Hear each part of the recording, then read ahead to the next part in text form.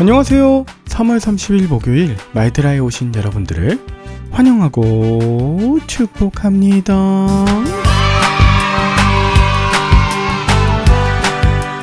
여러분은 어떤 때에 가족들과 자주 대화를 나누시나요? 좋은 일이 생겼을 때 이야기를 나누실 때도 있겠지만 그보다 어렵고 힘든 상황에 직면했을 때 공감받고 지지받기 위해 대화하실 때가 많으실 거예요. 만약 가족이 여러분의 마음을 제대로 헤아려 주지 못한 삶을 사셨다면 주님의 마음으로 위로하고 격려하고 싶습니다. 삼손도 그의 마음을 알아준 사람이 하나 없었고 결국 하나님께서만 그의 마음을 이해하셨거든요.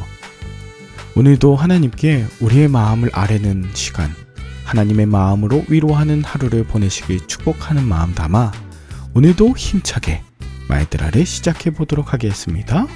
자, 출발!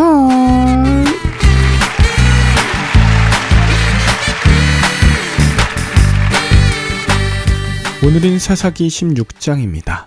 어제에 이어서 심적으로 공감받지 못하고 영적으로 탈진한 자가 어떻게 되는지 살펴보게 되는데요. 오늘 본문 1절에 보면 삼손이 블레셋 가사에 가서 거기서 한 기생을 보고 그에게로 들어갑니다. 그러나 2절에 그것을 알게 된 가사 사람들이 삼손을 죽이고자 성문에 매복하며 기다립니다.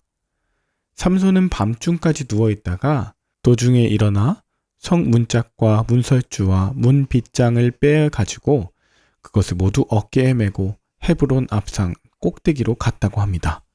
그는 기생에게도 마음으로 위로받지 못했고 가사 사람들의 표적이 되어 불안했으며 성문에 매복한 자들 앞에서 대놓고 성문짝과 문설주와 문빗장을 빼어 보란듯이 성의 문을 없애고 헤브론의 앞산 꼭대기까지 올라가는 위력을 과시하는 자였어요. 자기 스스로 대단하다고 생각되었을지언정 이런 일을 하는 삼손의 내적인 상태는 공허하고 자존감은 낮고 자신감만 높아져 있는 것을 알 수 있죠. 이후 우리가 잘 아는 들릴라가 등장합니다. 4절에 보면 삼손이 소래골짜기에 들릴라라 이름하는 여인을 사랑했다고 합니다. 삼손 인생에 처음으로 등장하는 사랑이라는 단어인데요. 아마도 삼손의 이야기를 들어주고 그의 마음을 위로했기에 생긴 감정이 사랑으로 표현되지 않았나 싶어요. 그것을 알게 된 블레셋 지도자들 여럿이 들릴라에게 찾아와 각각 은 1100개씩을 그녀에게 줄 테니 어떻게 하면 삼손을 결박하여 굴복하게 할 수 있을지 알아오라고 시키죠. 이에 들릴라는 삼손에게 어떻게 하면 약해져 다른 사람과 같아지냐고 묻게 됩니다.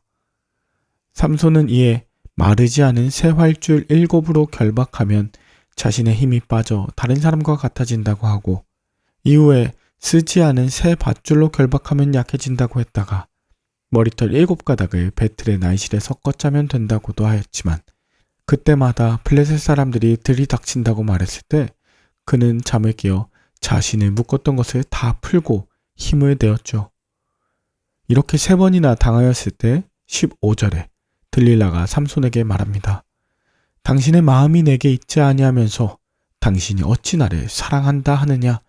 당신이 이로써 3번이나 나를 희롱하고 당신의 큰 힘이 무엇으로 말미암아 생기는지 말하지 아니하였다 하며 날마다 그 말로 그를 재촉하여 졸랐다고 하죠. 오죽하면 16절에 삼손의 마음이 번뇌하여 죽을 지경이라고 했습니다. 여러분, 이렇게 누군가의 약점 또는 단점을 잡아서 조종하려고 하는 자를 반드시 피하시길 바라요.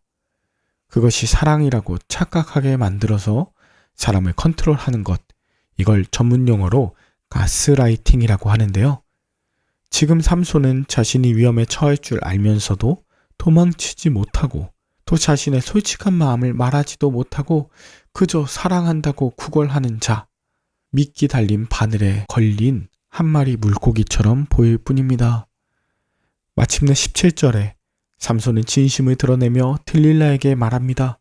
사실은 자신의 힘의 원천이 태어나면서부터 하나님의 나실인이었으므로 머리털과 관계가 있다고요. 그러나 그 이야기를 들은 들릴라는 추가로 은을 받고 삼손을 팔아 넘깁니다. 19절에 들릴라가 삼손을 자기 무릎에 눕혀 자게 하고 그의 머리털 7가닥을 밀었다고 하는데, 여기서 7가닥은 7묶음입니다.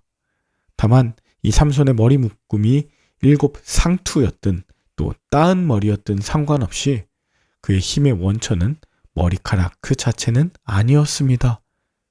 그 힘은 바로 여호와께서 함께 계심에서 비롯된 것이었는데, 그는 여호와께서 떠나신 것을 깨닫지 못한 채로 결국 블레셋 사람들에게 붙잡혀 눈은 빠지고 놋줄에 매여 맷돌을 돌리고 재주를 부리는 조롱거리로 전락하게 되었습니다. 그리고 삼손이 다곤신의 축제에 웃음거리로 끌려 나왔는데, 블레셋 사람들과 신전에서 죽는 마지막 한 번의 기회를 요구한 삼손의 기도에 하나님이 응답하십니다. 삼손은 기둥을 무너뜨려서 다곤 신전에 모였던 남녀 3,000명가량과 함께 죽게 되죠. 여러분은 오늘 본문을 통해 무엇을 느끼셨나요?